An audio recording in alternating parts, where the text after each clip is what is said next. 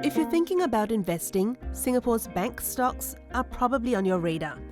They've had a bumper run and are trading near all-time highs. But the conditions that powered those gains are starting to change. So should you buy or wait? The answer depends on what you want from your money. Banks are entering a transition. Higher interest rates after COVID boosted lending income and profits. But as rates ease, banks make less from each loan. Despite this shift, bank share prices remain elevated. A key reason, dividends.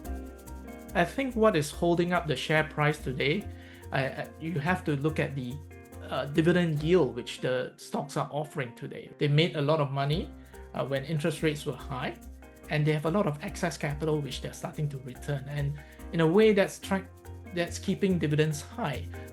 If you're investing mainly for income, this is the main attraction. Compared to low-risk options like T-bills or Singapore savings bonds, bank dividends are still significantly higher. So how I tend to think about it is, what is the spread versus the risk-free rate? So the risk-free rate would be something like a Singapore T-bill or a Singapore savings bond. And if you look at the latest Singapore T-bill or 6-month T-bill, I think it was yielding around 1.4% per annum. And for example, this year DBS is projected to yield around 5.5, 5.6%. So that spread or that yield difference is around 400 basis points, right? Or over 4%. So that's quite an attractive spread if you're thinking about income. For income investors, holding power matters more than timing the market. If you buy now, you can start enjoying those dividends as long as you're prepared to hold for the long term. If you wait for a cheaper price, you may miss out on income. But while high yields are attractive, expectations should be realistic. Some recent payouts include special dividends from excess capital, which won't last forever. Whether these are sustainable will depend on how banks continue generating cash in a lower rate environment. As interest income eases, fee-based businesses like wealth management and services are helping to fill the gap. Wealth management has been one of those that's really been able to offset any fall in net interest income, and so I think investors have been very positive on that, especially for DBS and OCBC. Their private wealth businesses have done very well, and so investors are extremely bullish on that. So I think overall you should see a period of transition where one side of the business is slowly coming down and the other side is picking up the slack. The picture changes if you're investing for growth. Banks are not high-growth stocks, as they are mature businesses. So expect steady returns, not explosive growth. In the end, a bank is still a bank, right? There's a certain growth rate they can go. You cannot expect a bank to grow at 20%. We've seen how bank profits have skyrocketed, but this has also come during a time where interest rates were raised at an extreme pace. I think it was the steepest in 30 to 40 years. And to hope for such event to reappear and happen again, I think that's more of a hope rather than an investment strategy. For growth-focused investors, buying now only makes sense if you're willing to accept a more modest upside. If you're looking for strong capital gains, waiting for better value, or looking beyond banks may make more sense.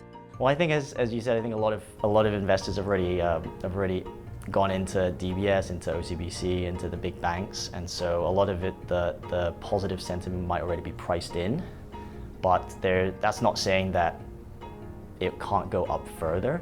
It just seems like the upside in terms of the price might be capped in the short term. Waiting for prices to fall also often comes with a catch. Lower prices usually arrive with bad economic news. I think the key here is really about going in with the right expectations, right? So you can look at DBS's book value today, and it's roughly about $24.28.